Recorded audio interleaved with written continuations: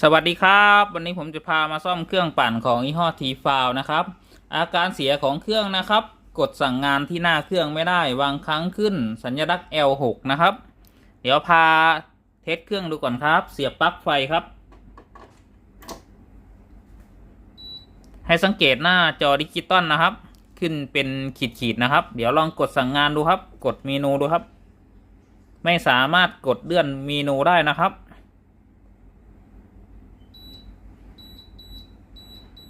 ได้ยินเสียงดังปิดๆนะครับสามารถกดปั่นได้นะครับ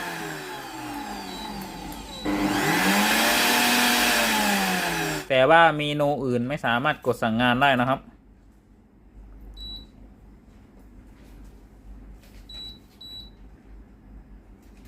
อาการเสียตามที่แจ้งเลยนะครับไม่สามารถกดสั่งงานที่ตัวเครื่องได้ก่อนที่เราจะแกะเข้าไปด้านในของเครื่องนะครับให้เรามาตรวจสอบในส่วนของค่าความต้านทาน NTC ที่ตัวโถปั่นก่อนนะครับว่าค่าความต้านทานปกติหรือเปล่าถ้าในส่วนของค่าความต้านทาน NTC ไม่ปกตินะครับเครื่องก็จะไม่สามารถใช้งานได้เดี๋ยวจะพามาวัดค่าความต้านทานของเซ็นเซอร์ NTC ดูครับหลังจากที่เราเทสระบบเครื่องเลยนะครับตัวนี้อาการเสียตามที่แจ้งนะครับให้เรามาตรวจสอบค่าเซ็นเซอร์ NTC นะครับตำแหน่งขาตามที่ผมวงไว้นะครับ2 ขาให้วัดค่าความต้านทานนะครับว่าค่าความต้านทานปกติหรือเปล่านะครับปรับตั้งมิเตอร์วัดค่าความต้านทานนะครับปรับไปที่ตำแหน่งโอห์มนะครับ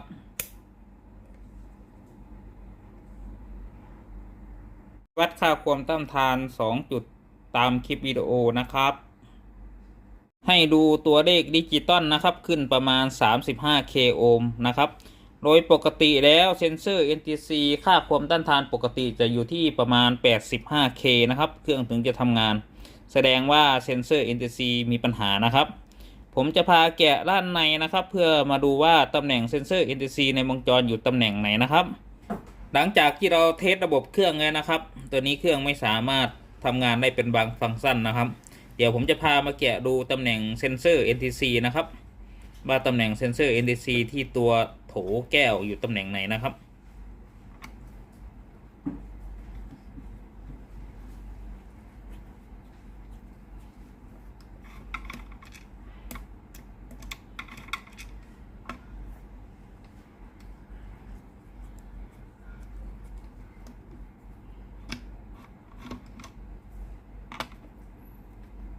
ใต้ฐานโถเป็นน็อตสแตนเดร์ดนะครับ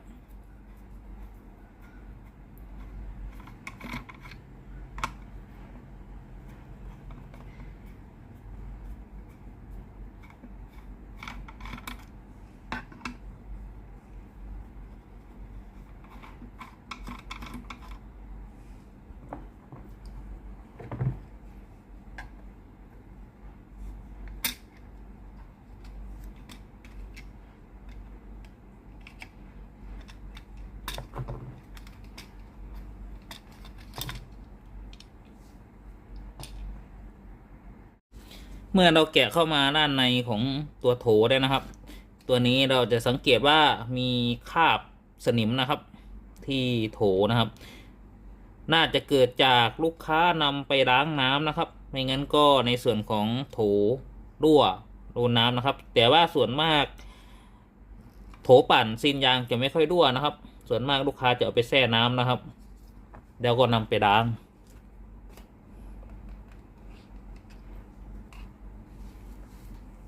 เดี๋ยวมาดูตำแหน่งเซนเซอร์ NTC นะครับ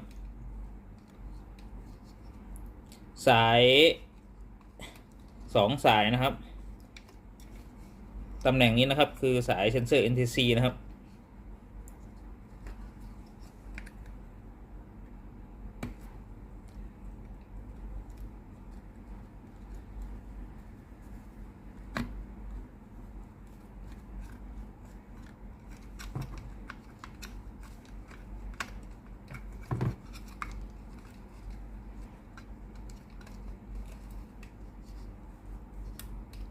ตำแหน่งที่ผมวงไว้นะครับเป็นตำแหน่งเซนเซอร์ NTC นะครับ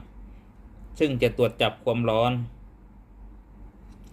ไม่มีจำหน่ายนะครับมาพร้อมกับชุดโถแก้วเลยนะครับ ก่อนที่เราจะซื้อในส่วนของโถแก้วมาเปลี่ยนนะครับ เดี๋ยวให้เรามาทดสอบระบบเครื่องก่อนนะครับ เพื่อให้เครื่องสามารถใช้งานได้นะครับ ตัวนี้ให้นำ R 100K นะครับ โดยปกติแล้วค่าความต้านทานของ NTC ประมาณ 80K นะครับ แต่ว่าเราหา R 80K ไม่ได้ใช้ R 100K นะครับ ค่าสีนะครับน้ำตาลดำแล้วก็สีเหลืองแล้วก็สีทองครับ ให้ถอดสายเซ็นเซอร์ NTC ออกนะครับ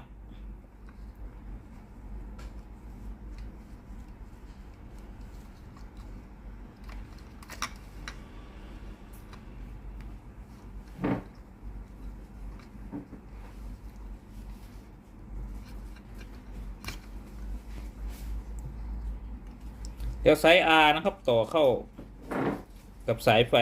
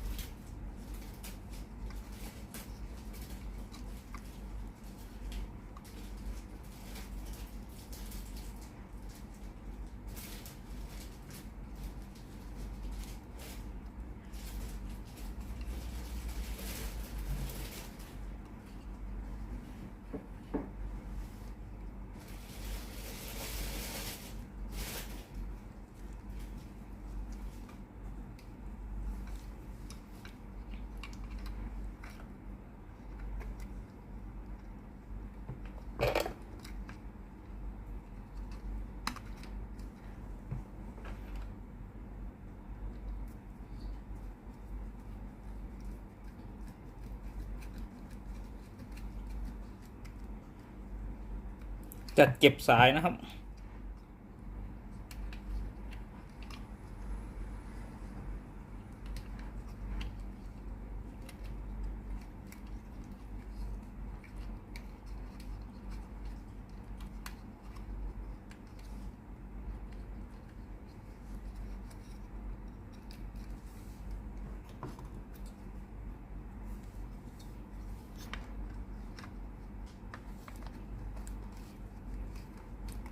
ยังไม่ต้องขันสกรูน็อตนะครับ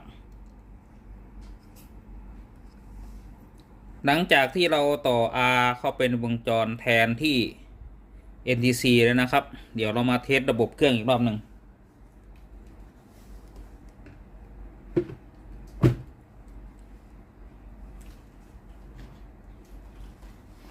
เติมน้ำเปล่าลงด้วยนะครับใส่ฝาปิดนะครับ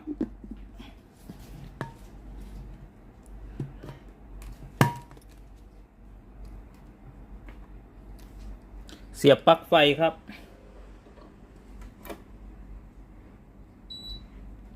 ให้สังเกตหน้าจอดิจิตอลนะครับตัวนี้ติดขึ้นมาแล้วนะครับเดี๋ยวลองกดสั่งงานเมนูต่างๆดูนะครับสามารถกดเลื่อนเมนูได้เลยนะครับ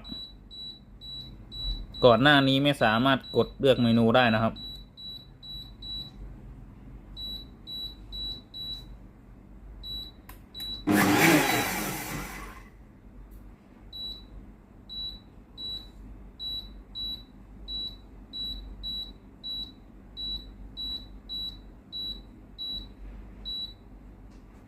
กดสตาร์ทดูครับ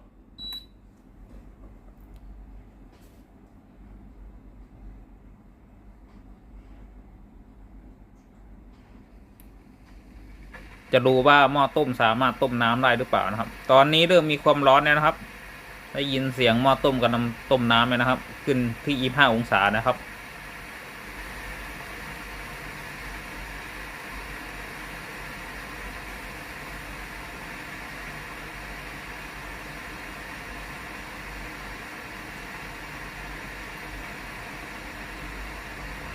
น้ำกำลังเริ่มเดือดเลยนะครับ26 องศาแล้ว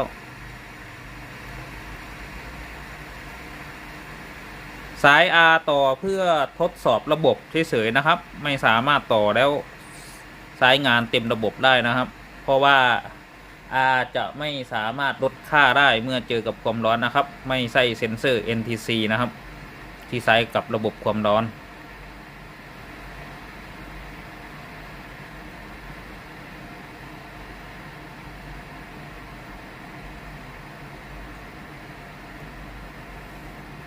26 องศาเนี่ยนะครับ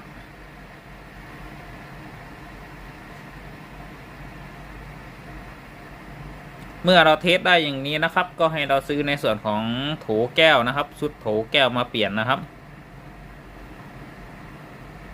สรุปอาการเสียของเครื่องปั่นทีฟาวนะครับอาการกดสั่งงานเครื่องไม่ได้นะครับบางครั้งขึ้น L6 นะครับ